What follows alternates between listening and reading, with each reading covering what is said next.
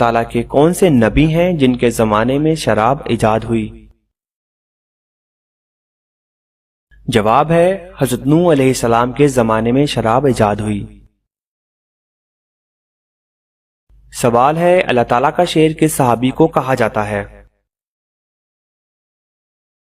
جواب ہے حضرت علی رضی اللہ تعالیٰ عنہ کو۔ سوال ہے حضرت آدم علیہ السلام کو کتنی زبانوں کا علم تھا؟ جواب ہے 7 لاکھ۔ سوال ہے حضرت محمد صلی اللہ علیہ وسلم نے پوری عمر میں کتنے عمرے کیے تھے؟ جواب ہے 4۔ سوال ہے جسم کے کون سے حصے سے بال کھینچنے سے موت بھی واقع ہو سکتی ہے؟